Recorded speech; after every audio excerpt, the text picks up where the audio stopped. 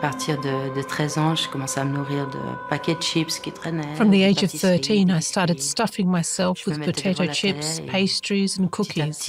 I'd sit in front of the TV and just eat more and more. The ads showed all this stuff that looked really tasty, and I needed to try everything. At school, I got picked on a lot about my weight. I was angry with myself. Why am I gaining so much weight? Why am I so ugly? Why do people think I'm a monster? Why do I get insulted in the street by strangers just because of how I look? I was mad at myself for putting on so much weight and not being able to lose it. In movies, people seem to have no problem losing weight, but reality is different.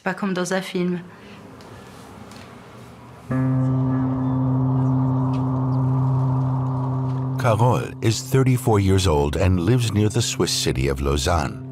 Since her teens, her diet has consisted primarily of sandwiches, snacks, and sugary drinks, junk food.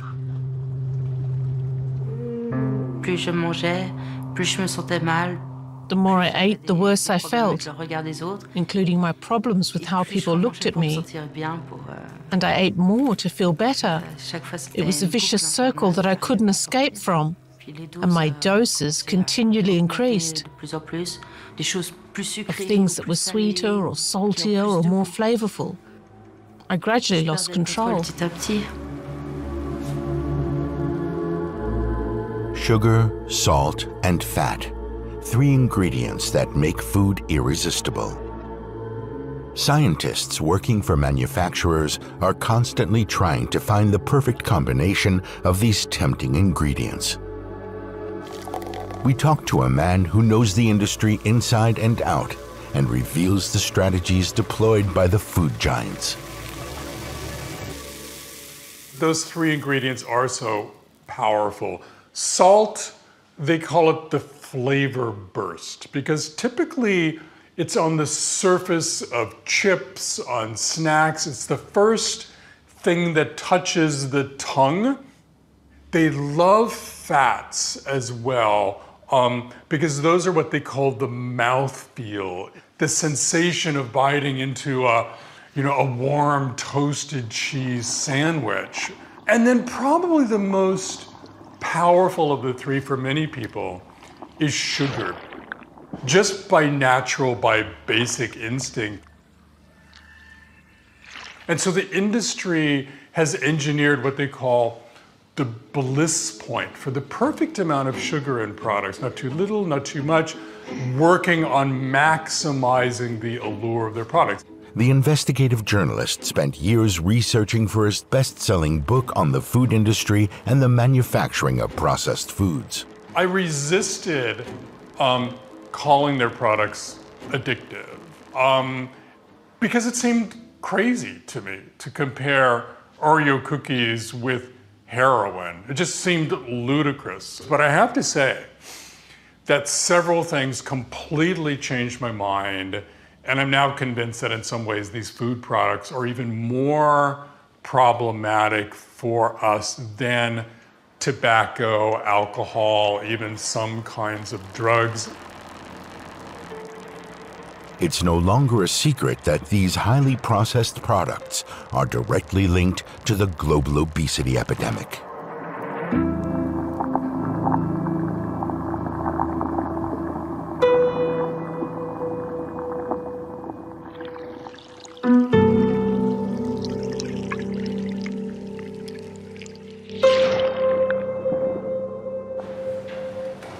Carole is a patient at the obesity clinic of the University Hospital in Lausanne. 2 years ago, her obesity almost killed her. She was barely able to move or even breathe. She's recently undergone gastric bypass surgery, which drastically reduced the size of her stomach. Carole's come to the clinic today to see an endocrinologist and a psychiatrist. She's already shed 35 kilos, but has a lot of things to relearn, such as the sensation of feeling hungry or full. She also has to learn self-respect again. She's got a long road ahead of her. How have you been? I don't feel like there's been a change or I've lost any weight. In the mirror, I can't see any difference. I do see it in the clothes, though. The shirt I'm wearing used to be too small for me. And there are some pants that were too small that I can wear again, and others that are now too big. The multidisciplinary department at Lausanne University Hospital has around 1,500 overweight patients on its books. Carole is one of the 220 who suffer from obesity. We've seen an explosion in the number of patients suffering from extreme obesity. In recent decades, our immediate environment has seen changes so profound that we now call it obesogenic or toxic, and toxic in terms of calories. Advertising and special promotional offers encourage us to eat more and more food, and often of poorer quality. And this compromises our personal freedom. Here in Switzerland, 42% of the population is overweight. 1 in 10 is obese. There's a link between the emergence of ultra-processed junk food, the decrease in physical activity, and increase in screen time. And this ensemble of environmental factors favors the explosion of obesity that we're currently seeing. Research papers show growing indications of the link between obesity and the consumption of industrially processed foods. Absolutely. Ultra-processed foods often have calories in extremely large quantities, while not necessarily making you feel full. And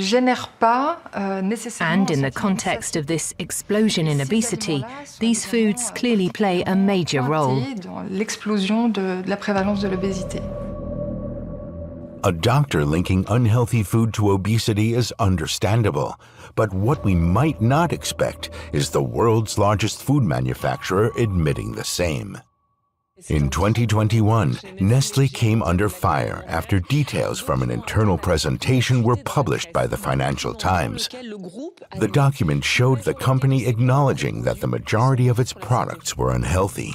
Over 60% did not meet a recognized definition of health. The data did not include coffee, baby formulas, or food for specific medical conditions. The presentation was intended for company executives as a basis for revising their corporate strategy. And the multinational's response to the revelation? Was it a shock to learn that far more products than expected were below this threshold for unhealthy foods? Once we realized this, we knew we had to do something. We want to determine which products we should keep, which ones we discard, and which ones we could reformulate. And this is a policy that you're following because there is a real awareness that a lot of your foods are unhealthy? Or because you need to keep selling products to stay number one in the world? Je pense que c'est d'être là pour le consommateur là où il est présentement. We want to be there for consumers and be where they are. With COVID, there's been a growing concern about health and immunity, and about sugar intake. People are now more aware of the need to reduce their consumption. We want to accompany people on that journey, to eat better and stay healthy. Nestlé has already removed a number of product lines from its portfolio, such as sausage products. But why didn't the Swiss multinational and other food giants change course sooner? Minneapolis, USA, the 8th of April, 1999. A secret meeting brought together the CEOs of the country's 8 biggest food companies, among them Nestlé USA. On the agenda, their role in one of the most serious public health epidemics ever seen in the U.S., rising overweight and obesity rates. There's growing concern about their culpability of their products to weight gain, to diabetes, to even several types of cancer. And they get together, and one of them, a gentleman named Michael Mudd, who's an executive vice president of Kraft, one of the biggest companies of all, introduces the crowd and gets up and explains the situation. We cannot pretend food isn't part of the obesity problem. No credible expert will attribute the rise in obesity solely to decreased physical activity.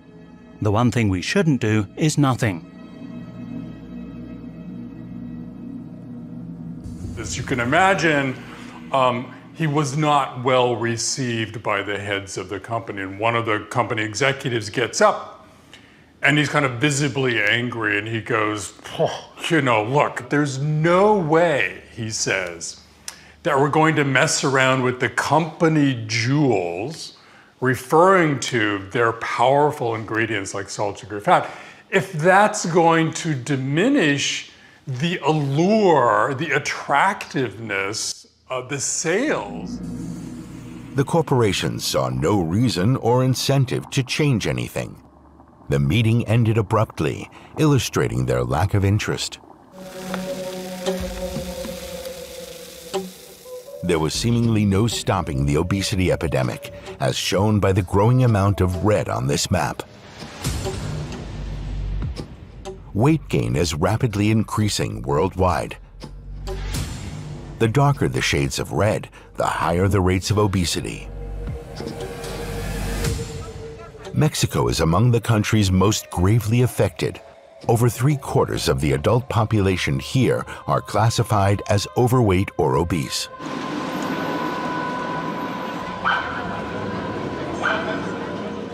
Mexico also has one of the worst rates of child obesity.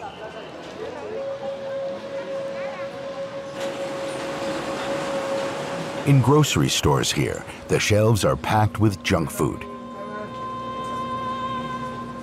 Obesity is prevalent among all ages of the population, including Rogelio, who mostly eats chips, other snacks, and sugary drinks. Ever since I was little, I've been eating this type of food. My mother never told me to eat fruit instead. She always said, if you like it, then eat it.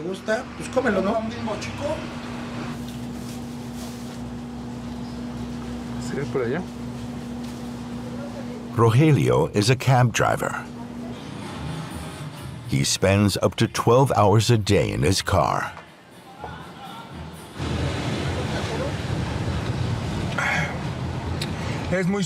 It's super tasty and helps me keep on working.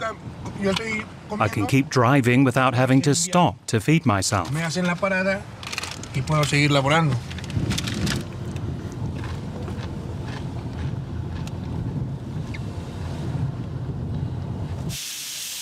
At home, it's the same. Fast, fatty, and cheap food, washed down with soda. Rogelio has 2 children, a daughter in her teens, and a little boy. I'll show you some pictures where I was a little fat. Me with my son. Here I weighed about 120 kilos. In this picture, 126 kilos.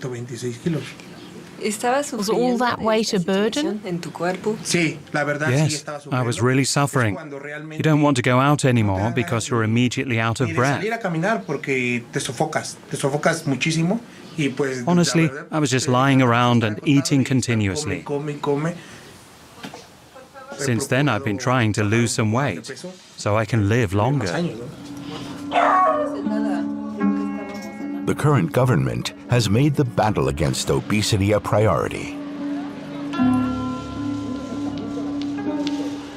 And leading the charge is Hugo López-Gatell, a doctor, trusted advisor to the president and deputy minister of health. For at least the last 15 years, about 1/3 of all deaths in Mexico have been caused by poor nutrition. La causa es la mala alimentación. El exceso. And that's mainly due to excess amounts of sugar, calories, fat, and salt. In 1980, just under 7% of the population in Mexico was obese. Since then, the figure has risen over 5-fold.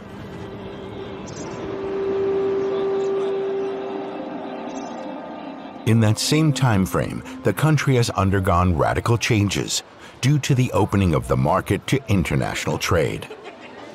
En México, en los años 80, in the 1980s, there was a very abrupt change, both economically and socially. The country turned towards neoliberalism and economic deregulation. At the same time, the protections provided by the state against health risks were dismantled, although it would take a few years for the consequences to become apparent.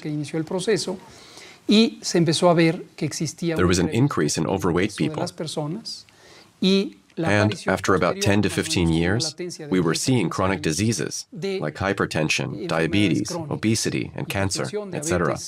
The tipping point was the signing of the free trade agreements with the US and Canada in 1994, which flooded the Mexican market with cheap, processed products. The ubiquity of sugary drinks like Coca-Cola is symbolic of this disaster.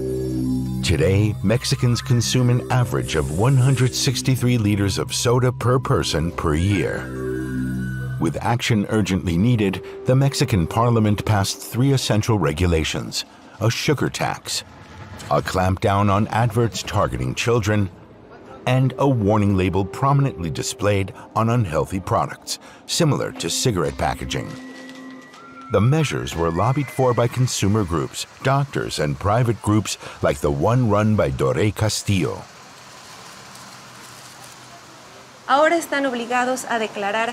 Today, manufacturers have to declare whether their products contain excess sugar, calories, saturated fat, trans fats, and salt. This is fundamental in the fight against excess weight, obesity, and preventable non-communicable diseases. To avoid these labels, many brands have changed product formulas and reduced the amount of sugar, for example. And then there are the restrictions on children's products, in particular the animal mascots. The manufacturers had to remove the tigers from these cereal boxes. Others had an elephant or a toucan.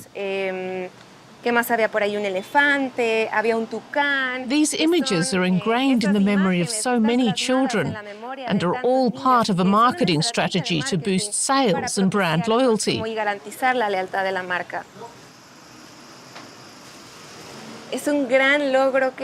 It's great to see these labels and different packaging helping people make their decisions. It was really tough, part of the general struggle we're fighting to protect the health of people in Mexico. Food corporations have launched legal challenges to oppose the mandatory labels. They claim that the labels prevent consumers from being able to compare products and selecting those that mean a healthy diet.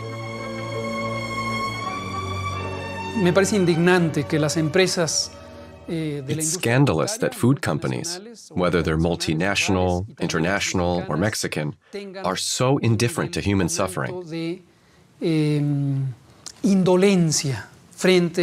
Basically, they have contempt for ordinary people. Desprecio por lo público.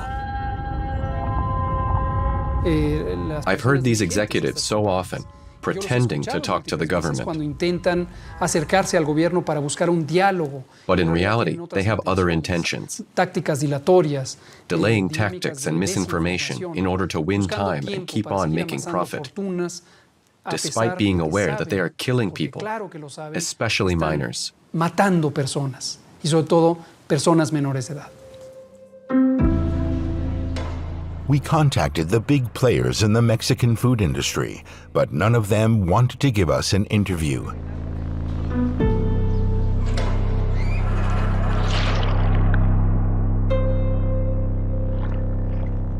As for the situation in Switzerland, here there are no legal constraints in place to combat overweight and obesity rates, despite them costing over 8 billion Swiss francs a year in healthcare.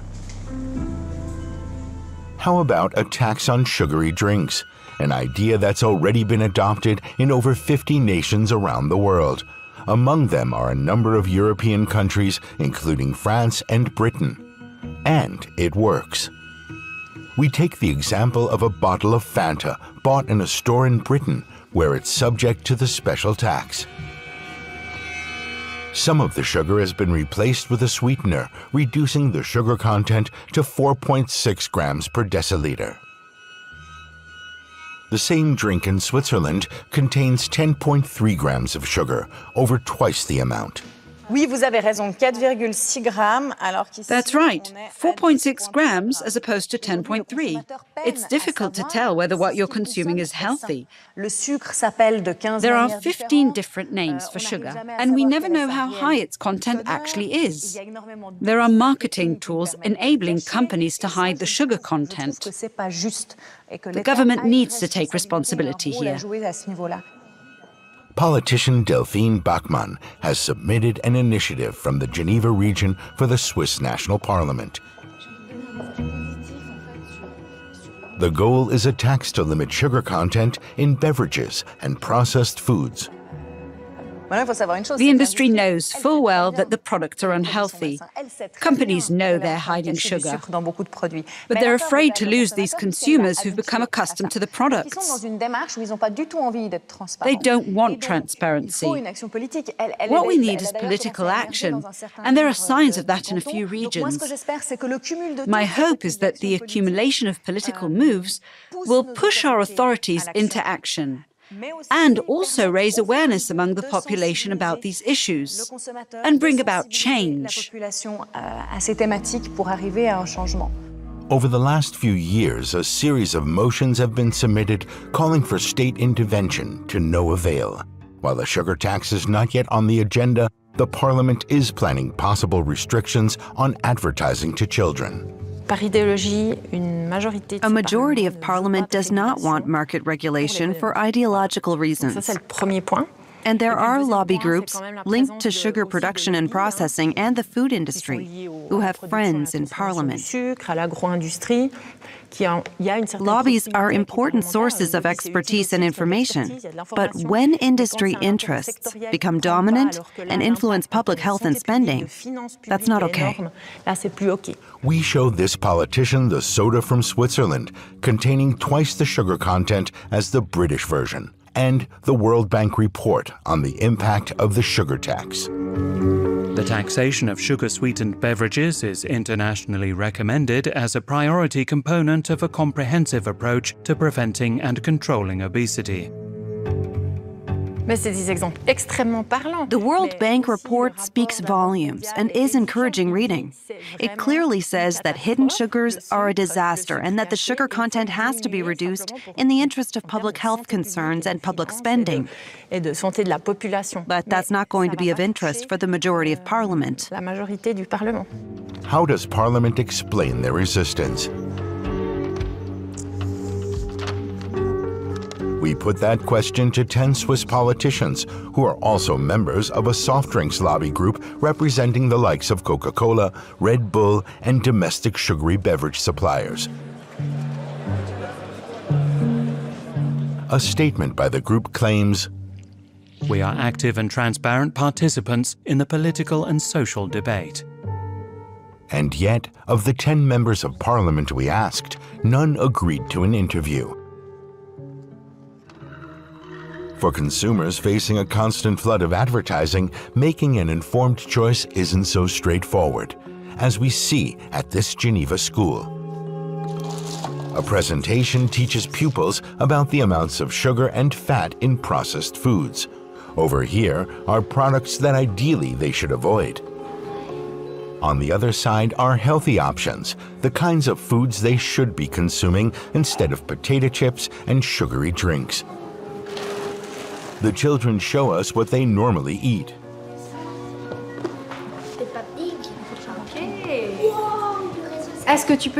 Can you show us what you have there?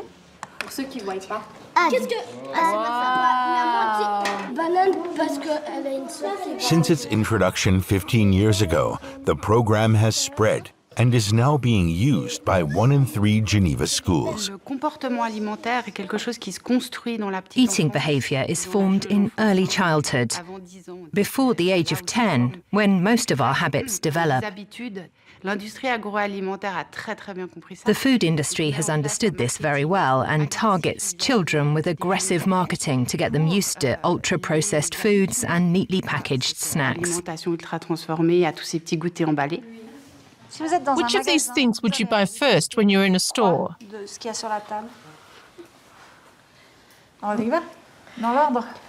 Kinder Bueno, candies, M&Ms, and apples. Chips, waffles, candies, and M&Ms. That's all. Why? They look tasty. And you? Everything over here. Most people have cravings for sweet, salty, and fatty foods, but for some, like Rebecca, these cravings can become a serious health problem. For 20 years, she's been suffering from a compulsive eating disorder, binge eating on a regular basis, consuming enormous amounts in a very short period of time.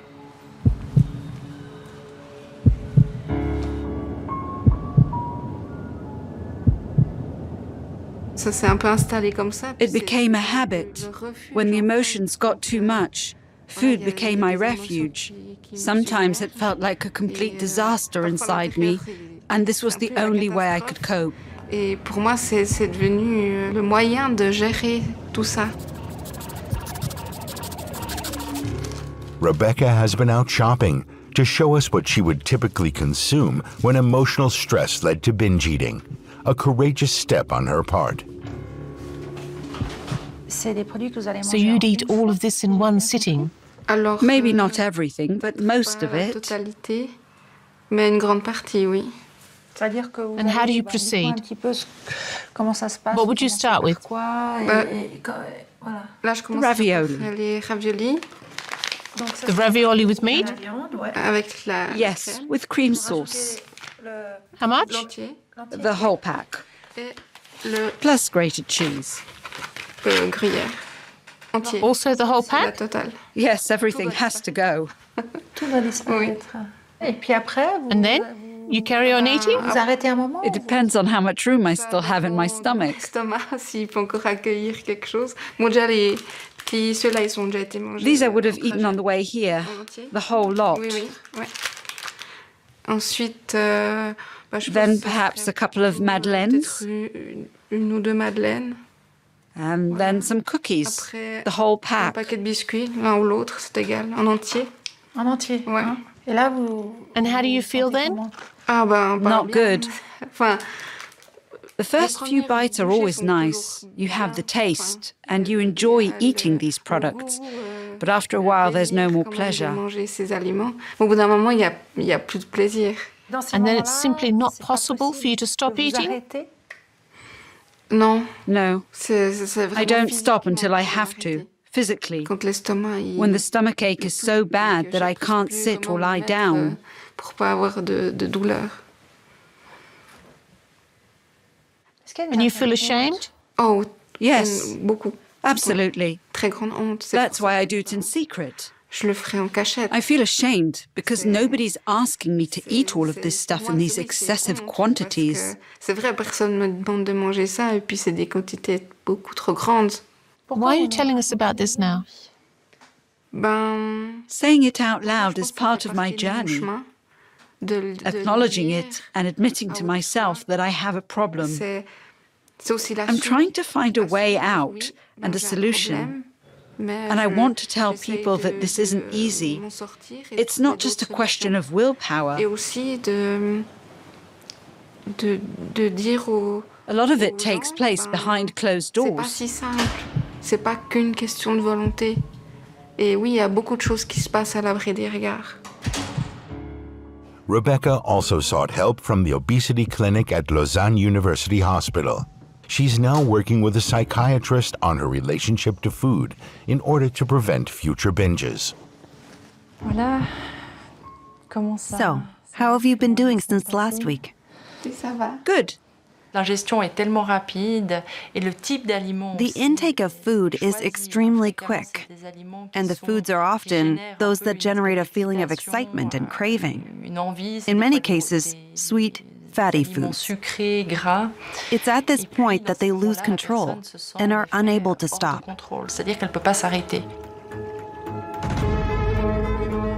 Countless experiments have been conducted on people losing control when consuming particular substances. This rat is quick to learn that pressing a pedal will reward it with a dose of sugar, which it then eats frantically. A similar experiment showed that rats prefer consuming sugar to cocaine.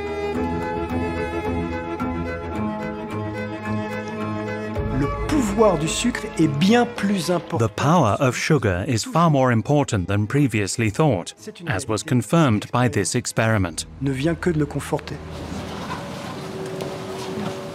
Bonnemont Boutrel heads the Neurological Research Unit for Addictive and Eating Disorders at Lausanne University Hospital. His area of focus is the mechanism behind addiction and loss of control. Les adaptations que l'on peut mettre en évidence we see changes in the brain of someone who cannot control their intake of fatty and sugary foods.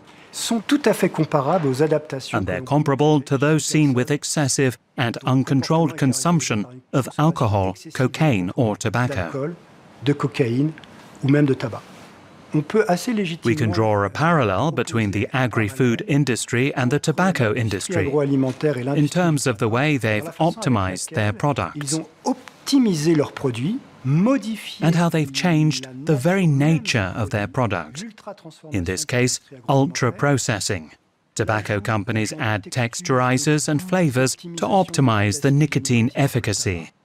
The objective in both cases is to retain their consumers and increase sales. Voire peut-être d'accroître leur part de marché.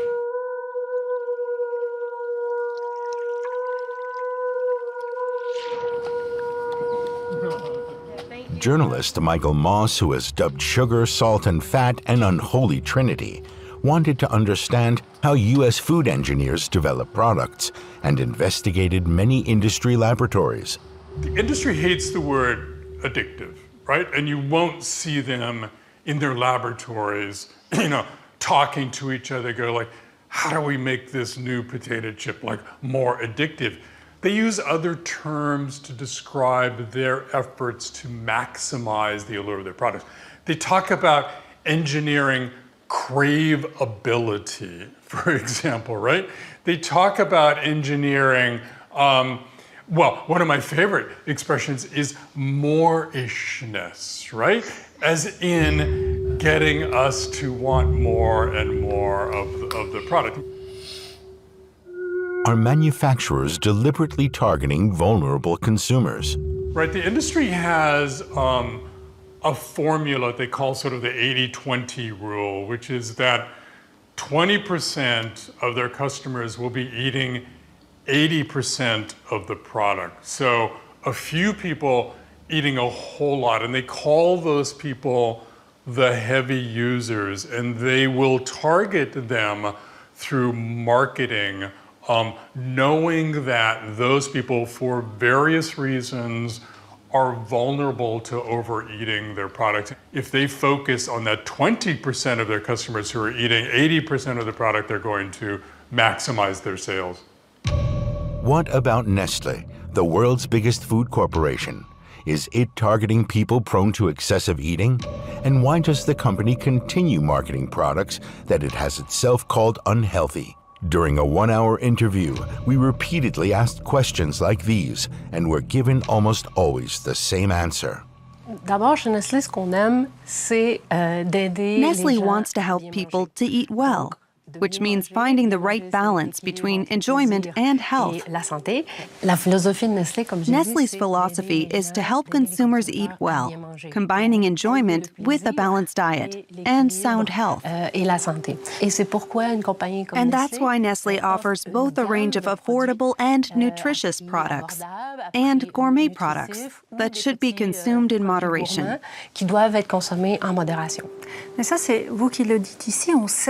But it's known in practice that some of your consumers are heavy users. people who eat excessively. Aren't these consumers essentially addicted to your products?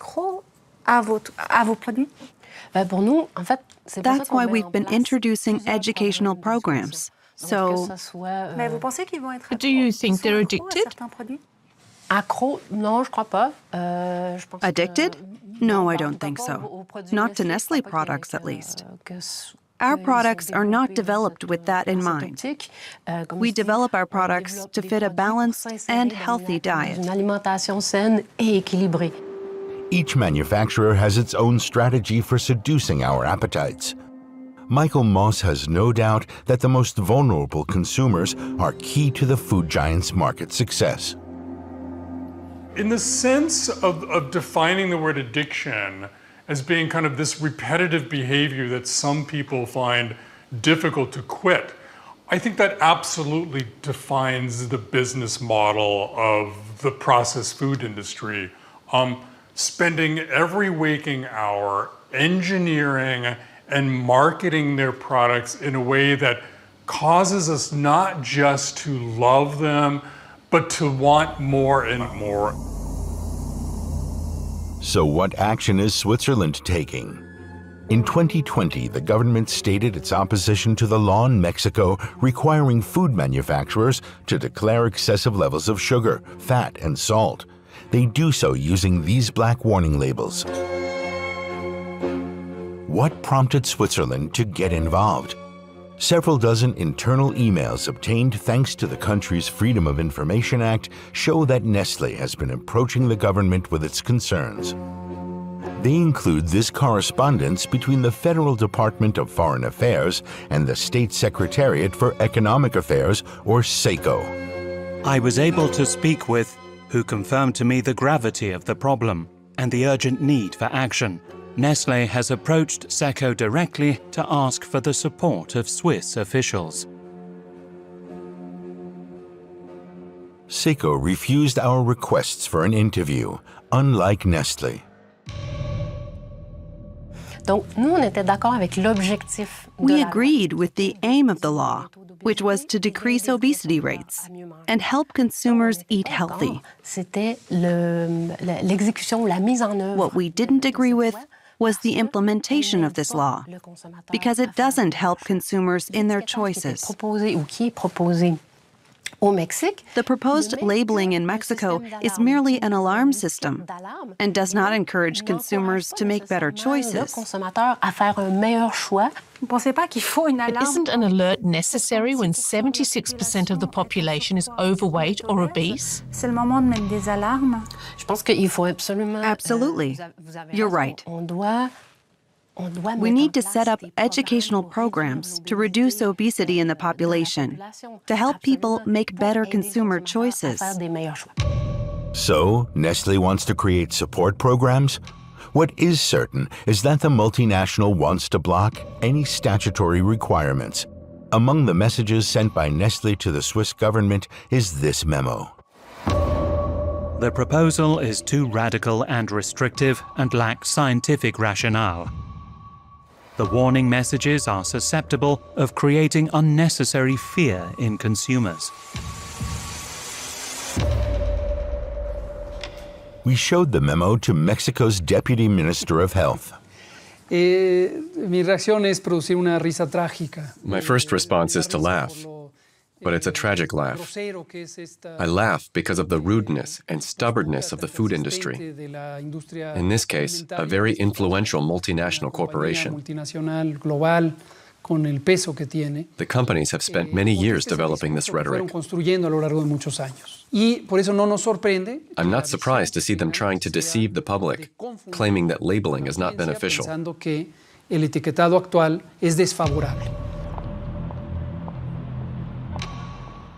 Nestle has now even improved the formulas for a range of its products in order to avoid the dreaded black labels. It's understandable for companies to protect their interests. But economic and private interests cannot be placed above the public interest. That's why we talk about separating the economic interests from political power. The political power of a sovereign nation involves protecting, defending, and promoting public interests.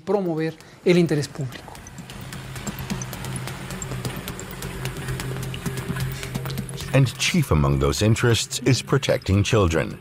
Nathalie Farpor-Lambert is a pediatrician who spent decades counseling overweight minors, helping them in their struggle toward a healthier diet. In the past, we used to have children who were slightly overweight in relation to their age and height. But today, we have children who are massively overweight, by 20 or 30 kilos or more. What upsets me the most is the fact that children are being manipulated. They are victims of this food system. They can't help it. Often we blame the parents for making the wrong choices and buying unhealthy products. But it's extremely difficult for them to make the right choice. The labeling isn't always clear to everyone. We're violating the human rights of children. And you have to ask how far things will go. Are we willing to sacrifice one or even two generations?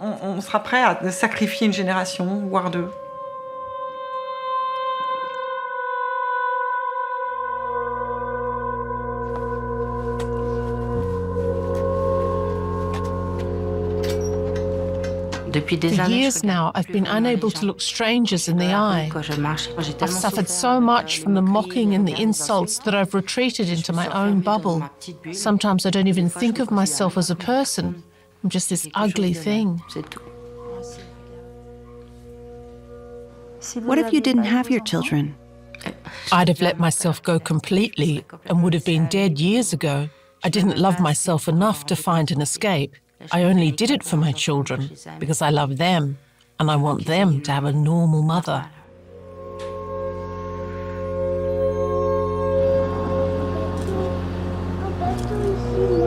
C'est un bateau, ça? Ah, un voilier.